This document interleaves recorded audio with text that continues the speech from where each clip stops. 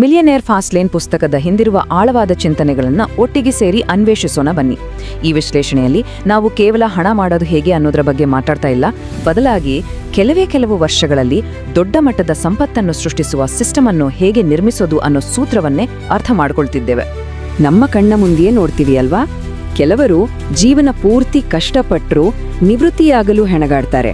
ಆದರೆ ಇನ್ನು ಕೆಲವರು ತುಂಬಾನೇ ಚಿಕ್ಕ ವಯಸ್ಸಿನಲ್ಲಿ ಆರ್ಥಿಕವಾಗಿ ಸ್ವತಂತ್ರರಾಗಿ ಬಿಡ್ತಾರೆ. ಇದು ಹೇಗೆ ಸಾಧ್ಯ? ಇದರ ಹಿಂದಿನ ಅಸಲಿ ರಹಸ್ಯ ಇರೋದು ಅವರ ಆರ್ಥಿಕ ಮಾರ್ಗಸೂಚಿಯಲ್ಲಿ, ಅಂದ್ರೆ ಅವರ ಮೈಂಡ್ಸೆಟ್ನಲ್ಲಿ. ಸರಿ, ಹಾಗಾದ್ರೆ ನಮ್ಮ ಇಂದಿನ ಪಯಣ ಹೀಗಿದೆ. ಮೊದಲು ನಾವು ಆಯ್ಕೆ ಮಾಡಬಹುದಾದ 3 ಆರ್ಥಿಕ ದಾರಿಗಳನ್ನ ನೋಡೋಣ. ಆಮೇಲೆ ಈ ಫಾಸ್ಟ್ ಲೇನ್ ಅಂದ್ರೆ ಏನು, ಅದು ನಿಜವಾಗಿ ಹೇಗೆ ಕೆಲಸ ಮಾಡುತ್ತೆ ಅನ್ನೋದನ್ನ ಅರ್ಥ ಮಾಡ್ಕೊಳ್ಳೋಣ. ಒಂದು ಅದ್ಭುತ ಕಥೆಯ ಮೂಲಕ ಸಿಸ್ಟಮ್ನ ಶಕ್ತಿಯನ್ನ ತಿಳಿದುಕೊಳ್ಳೋಣ. ಮತ್ತು ಕೊನೆಯದಾಗಿ ಎಲ್ಲರೂ ಅಳವಡಿಸಿಕೊಂಡಿರುವ ಗ್ರಾಹಕರ ಮನಸ್ಥಿತಿಯಿಂದ ಉತ್ಪಾದಕರ ಮನಸ್ಥಿತಿಗೆ ಹೇಗೆ ಬದಲಾಗುವುದು ಅನ್ನೋ ರಹಸ್ಯವನ್ನ ಕಲಿಯೋಣ. ಬನ್ನಿ ನಮ್ಮ ಮೊದಲನೇ ವಿಭಾಗಕ್ಕೆ ಹೋಗೋಣ. 3 ದಾರಿಗಳು, 1 ಆಯ್ಕೆ. ಇದನ್ನ ಒಂದು ಸರಳ ಪ್ರಶ್ನೆಯೊಂದಿಗೆ ಶುರು ಮಾಡೋಣ. ನಿಮ್ಮ ಮುಂದೆ ಒಂದು ರಾಫೆಲ್ ಇದ್ರೆ ನೀವು ಯಾವುದನ್ನು ಆಡಲು ಇಷ್ಟಪಡ್ತೀರಿ? ಯೋಚನೆ ಮಾಡಿ. ನಿಮ್ಮ ಮುಂದೆ 3 ರಾಫೆಲ್ ಟಿಕೆಟ್ಗಳಿವೆ. ಯಾವುದನ್ನ ತಗೋತೀರಿ? ಮೊದಲನೇದು ಸೈಡ್ ವಾಕ್. ಬಹುಮಾನ $10 ಮಿಲಿಯನ್. ಆದ್ರೆ ಗೆಲ್ಲೋ ಸಾಧ್ಯತೆ 60 ಲಕ್ಷದಲ್ಲಿ 1, ಅಂದ್ರೆ ಬಹುತೇಕ ಶೂನ್ಯ. ಎರಡನೇದು ಸ್ಲೋ ಲೇನ್. 40 ವರ್ಷಗಳ ನಂತರ $500,000 ಸಿಗುತ್ತೆ. ಗೆಲ್ಲೋ ಸಾಧ್ಯತೆ ಸ್ವಲ್ಪ ಪರವಾಗಿಲ್ಲ. ಇನ್ನು ಮೂರನೇದು ಫಾಸ್ಟ್ ಲೇನ್. ಕೇವಲ 6 ವರ್ಷಗಳಲ್ಲಿ $10 ಮಿಲಿಯನ್, ಮತ್ತೆ ಗೆಲ್ಲೋ ಸಾಧ್ಯತೆ ಕೂಡ ಅದ್ಭುತವಾಗಿದೆ. ಸ್ಲೋ ಲೇನ್ಗಿಂತ ಕಡಿಮೆ ಸಮಯದಲ್ಲಿ 20 ಪಟ್ಟು ಹೆಚ್ಚು ಹಣ ಮತ್ತು ಬಹುತೇಕ ಅಷ್ಟೇ ಗೆಲ್ಲೋ ಸಂಭವನೀಯತೆ. ಆಯ್ಕೆ ತುಂಬಾನೇ ಸ್ಪಷ್ಟ ಅಲ್ವಾ? ಸರಿ, ಆ ಫಾಸ್ಟ್ ಲೇನ್ ಅಂದ್ರೆ ಏನು, ಅದು ಹೇಗೆ ಕೆಲಸ ಮಾಡುತ್ತೆ ಅಂತ ಈಗ ಆಳವಾಟಿ ನೋಡೋಣ. ವೇಗವಾಗಿ ಸಂಪತ್ತು ಗಳಿಸೋದರ ಹಿಂದಿರುವ ಸಿಸ್ಟಮ್ ಏನು? ಫಾಸ್ಟ್ ಲೇನ್ನ ಹಿಂದಿರುವ ಇಂಜಿನ್ ಅನ್ನು CUL ಅಂದ್ರೆ ಕಂಟ್ರೋಲಬಲ್ ಅನ್ಲಿಮಿಟೆಡ್ ಲಿವರೇಜ್ ಅಂತ ಕರೀತಾರೆ. ಸರಳವಾಗಿ ಹೇಳಬೇಕು ಅಂದ್ರೆ ನಮ್ಮ ನಿಯಂತ್ರಣದಲ್ಲಿರುವ ಮತ್ತು ಅಪರಿಮಿತವಾಗಿ ಬೆಳೆಯಬಲ್ಲ ಒಂದು ವ್ಯವಸ್ಥೆಯನ್ನ ನಿರ್ಮಿಸುವುದು. ಉದಾಹರಣೆಗೆ 9 ರಿಂದ 5 ಕೆಲಸದಲ್ಲಿ ನಮ್ಮ ಸಂಬಳಕ್ಕೆ ಒಂದು ಮಿತಿ ಇರುತ್ತೆ. ಆದ್ರೆ ನಾವೊಂದು ಆಪ್ ಅಥವಾ ಪುಸ್ತಕವನ್ನ ರಚಿಸಿದರೆ ಅದನ್ನ 10 ಜನರಿಗೂ ಮಾರಬಹುದು, 10 ಲಕ್ಷ ಜನರಿಗೂ ಮಾರಬಹುದು. ನೋಡಿ, ಅದೇ ಲಿವರೇಜ್ನ ಶಕ್ತಿ. ಹಾಗಾಗಿ ಫಾಸ್ಟ್ ಲೇನ್ ಅನ್ನೋದು ಕೇವಲ ಒಂದು ಐಡಿಯಾ ಅಲ್ಲ, ಅದೊಂದು ಸಂಪೂರ್ಣ ವ್ಯವಸ್ಥೆ. CUL ಅನ್ನೋ ಒಂದು ವ್ಯಾಪಾರವನ್ನ ಕಟ್ಟಬೇಕು. ಆ ವ್ಯಾಪಾರ ನಮಗೆ ಬೇಕಾದ ಜೀವನ ಶೈಲಿಯನ್ನ ಕೊಡಬೇಕು ಮತ್ತು ಇದರಿಂದ ವೇಗದ ಸಂಪತ್ತು ಸೃಷ್ಟಿಯಾಗಬೇಕು. ಈ 4 ಅಂಶಗಳು ಒಂದಕ್ಕೊಂದು ಬೆಸೆದುಕೊಂಡಿವೆ. ಈಗ ಒಂದು ಕಥೆ ಕೇಳೋಣ. ಈ ಲಿವರೇಜ್ ಅನ್ನೋ ದೊಡ್ಡ ಪದ ಇದೆಯಲ್ವಾ, ಅದನ್ನ ಈ ಕಥೆ ತುಂಬಾ ಸುಲಭವಾಗಿ ಮನಸ್ಸಿಗೆ ನಾಟುವ ಹಾಗೆ ಹೇಳುತ್ತೆ. ಈ ಕಥೆಯಲ್ಲಿ 2 ಅಣ್ಣ ತಮ್ಮಂದಿರು ಇದ್ದಾರೆ. ಅಜೂರ್ನ ಯೋಚನಾ ರೀತಿ ಸ್ಲೋ ಲೇನ್ ತರ ಇತ್ತು. ನಾನು ಇನ್ನೂ ಹೆಚ್ಚು ಕಷ್ಟಪಟ್ಟು ಭಾರವಾದ ಕಲ್ಲುಗಳನ್ನ ಎತ್ತಬೇಕು. ಆದ್ರೆ ಚುಮಾ ಫಾಸ್ಟ್ ಲೇನ್ ರೀತಿ ಯೋಚನೆ ಮಾಡ್ತಿದ್ದ. ನಾನು ಕಲ್ಲುಗಳನ್ನ ಎತ್ತುವ ಒಂದು ಯಂತ್ರವನ್ನೇ ನಿರ್ಮಿಸಬೇಕು. ನೋಡಿ, ಒಂದೇ ಕೆಲಸ, ಆದ್ರೆ ಯೋಚನೆ ಮಾಡುವ ರೀತಿ ಸಂಪೂರ್ಣ ಬೇರೆ. ನೋಡಿ ಕಥೆ ಹೇಗೆ ಸಾಗುತ್ತೆ ಅಂತ. ಮೊದಲ ವರ್ಷ ಅಜೂರ್ ಬೆವರು ಸುರಿಸಿ ಒಂದೊಂದೇ ಕಲ್ಲು ಇಟ್ಟು ಪಿರಮಿಡ್ನ ಅಡಿಪಾಯ ಹಾಕಿದ.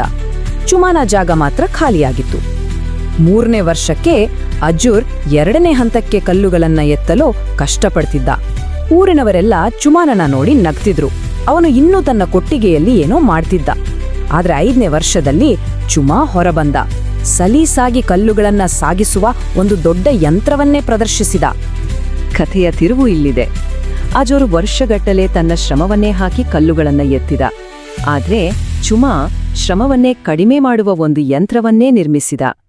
ಅಜೂರ್ ತನ್ನ ಸಮಯವನ್ನ ಮಾರಿದ. ಚುಮಾ ಒಂದು ವ್ಯವಸ್ಥೆಯನ್ನ ಕಟ್ಟಿದ. ಹಾಗಾದ್ರೆ ಈ ಕಥೆಯಿಂದ ನಾವು ಕಲಿಯೋದೇನು? ಸ್ಲೋ ಲೇನ್ ಅಂದ್ರೆ ಒಂದು ಉದ್ಯೋಗ. ಅಲ್ಲಿ ನಾವು ನಮ್ಮ ಸಮಯವನ್ನ ಹಣಕ್ಕಾಗಿ ಮಾರ್ತೇವೆ. ಆದ್ರೆ ಫಾಸ್ಟ್ ಲೇನ್ ಅಂದ್ರೆ ಒಂದು ವ್ಯಾಪಾರ ವ್ಯವಸ್ಥೆ. ಅದು ನಮಗಾಗಿ ಕೆಲಸ ಮಾಡುತ್ತೆ, ನಾವು ಮಲಗಿದ್ದಾಗ್ಲೂ ಕೂಡ. ಸಿಸ್ಟಮ್ ಬಗ್ಗೆ ಗೊತ್ತಾಯ್ತು. ಆದ್ರೆ ಆ ಸಿಸ್ಟಮ್ ಕಟ್ಟೋರ್ ಯಾರು? ಅಲ್ಲಿಗೆ ನಾವು ಬರಬೇಕು. ಅಂದ್ರೆ ಉತ್ಪಾದಕರ ತಂಡಕ್ಕೆ ಬದಲಾಗೋದು. ಇದು ಕೇವಲ ಟೆಕ್ನಿಕ್ ಅಲ್ಲ, ಇದು ನಮ್ಮ ಮೈಂಡ್ಸೆಟ್ನಲ್ಲೇ ಆಗ್ಬೇಕಾದ ಅತ್ಯಂತ ಪ್ರಮುಖ ಬದಲಾವಣೆ. ಬೆಂಜಮಿನ್ ಫ್ರಾಂಕ್ಲಿನ್ ಅವರ ಈ ಮಾತು ಇಲ್ಲಿ ತುಂಬಾ ಮುಖ್ಯ. ತನ್ನಲ್ಲೇ ಮುಳುಗಿರುವ ವ್ಯಕ್ತಿ ಬಹಳ ಸಣ್ಣ ಗಂಟಾಗುತ್ತಾನೆ.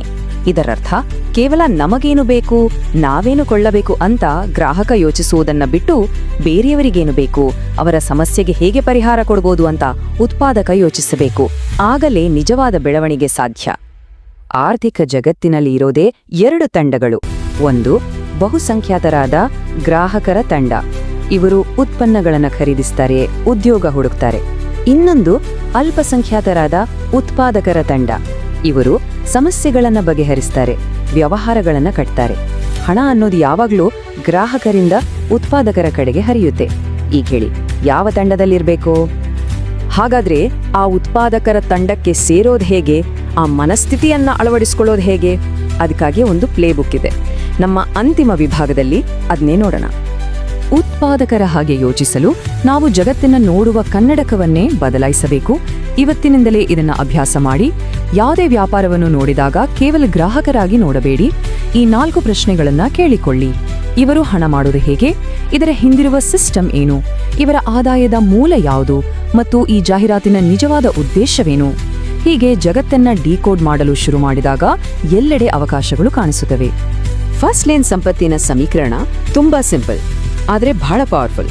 ಸಂಪತ್ತು ಅಂದ್ರೆ 2 ವಿಷಯಗಳು ಸೇರಿವೆ.